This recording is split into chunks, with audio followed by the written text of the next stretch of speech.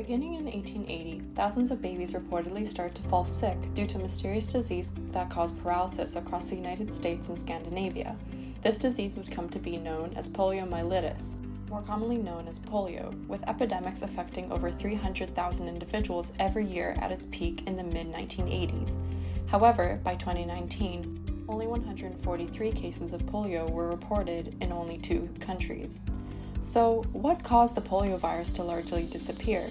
Before delving into this, we need to talk about what the poliovirus is and how it works. Polio is caused by a virus, a non-living monster that requires a host organism to survive and reproduce. The poliovirus is an exclusively human virus, meaning that it can only latch onto human cells as hosts. 3 different types of polioviruses cause disease: poliovirus type 1, type 2, and type 3. While these virus types are similar, they are different enough that being immune to one type will not make you immune to the other types. Polioviruses are transmitted from host to host through what is known as the fecal-oral route. What this means is that someone infected with polio sheds the virus in their feces even before symptoms begin to appear. The virus then enters its next victim through the victim's mouth. For example, someone who doesn't wash their hands after using the bathroom can spread viral material to surfaces such as a bathroom doorknob. The next person who touches the doorknob can pick up this deadly virus, which they can accidentally ingest if they absentmindedly place their finger on their mouth. At this point, the virus now begins its invasion of the body. It travels down the digestive tract, multiplying rapidly in the mouth and the lining of the intestines. The virus then leaks into the bloodstream, where we reach a critical junction. If the immune system can rapidly fight off the poliovirus, patients will experience no symptoms at all. This is the most common outcome for 90 to 95% of the infected patients.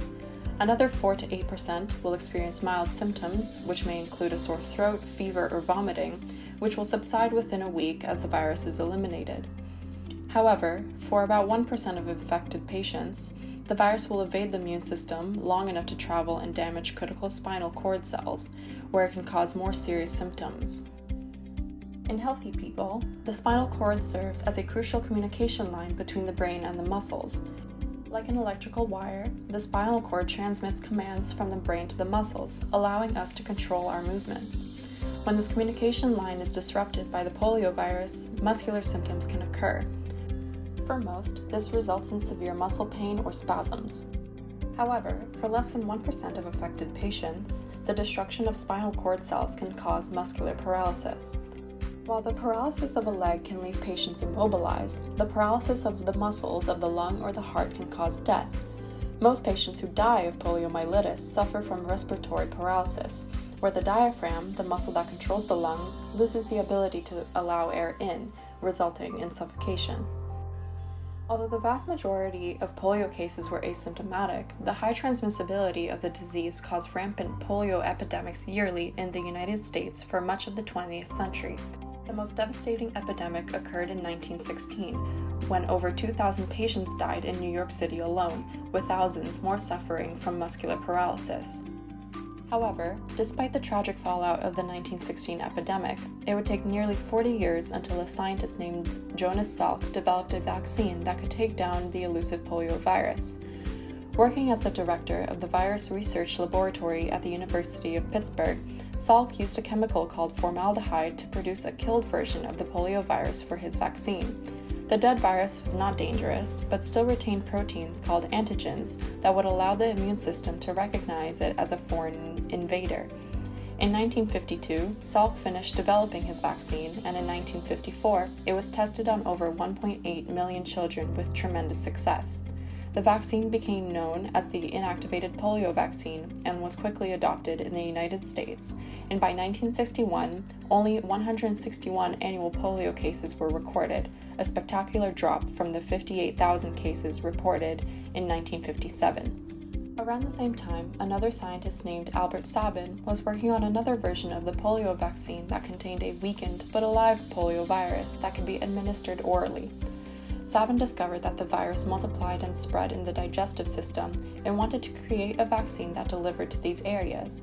Since the poliovirus spreads through feces, Sabin's vaccine would have the added benefit of preventing the transmission of the disease to others.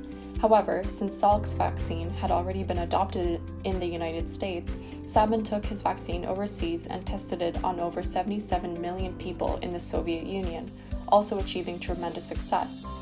Sabin's vaccine was quickly licensed in the United States and became the vaccine of choice in the 1960s.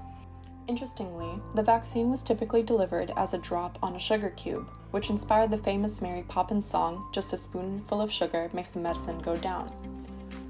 Both vaccines worked similarly.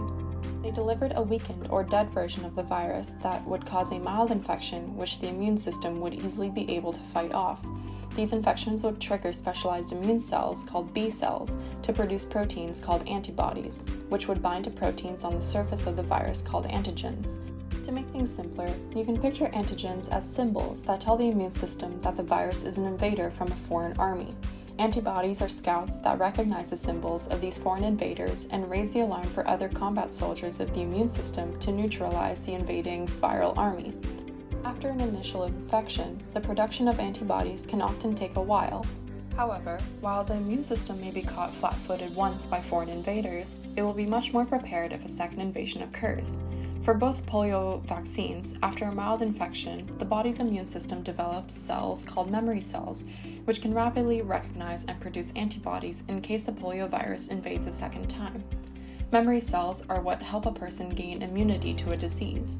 In a nutshell, Salk and Sabin's vaccines created an infection that caused vaccinated people to create memory cells that would be prepared to immediately eliminate any potential poliovirus infections. Although both polio vaccines are extremely effective, they each have their own benefits and drawbacks. The Salk vaccine, or the inactivated polio vaccine, is excellent at protecting individuals from polio infections and is very safe, but does not prevent the transmission of the poliovirus from one person to the next.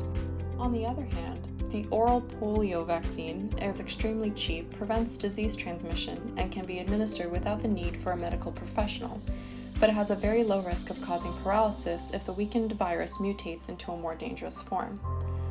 Overall, the development of these two vaccines has been crucial in nearly eradicating the polio virus. Tremendously, both Salk and Sabin refused to patent or profit from their vaccines in hopes of making their vaccines more accessible and cheap for everyone to use. In 1988, the World Health Organization launched a global polio eradication initiative to eliminate the disease, following their successes in eradicating smallpox in 1980. Since the start of the WHO's campaign, over 2.5 billion people have been vaccinated for polio. In 1999, the WHO announced the elimination of poliovirus type 2 and poliovirus type 3 was recently declared eradicated in 2020. 2 years ago, only 6 cases of polio were reported worldwide, with the disease eradicated from every country in the world besides Afghanistan and Pakistan. Altogether, the development of the vaccines and the near eradication of polio serve as a feel-good story that reminds us that through global cooperation, research, and vaccination, we are capable of overcoming dangerous monsters like the poliovirus and eliminating them from our world forever.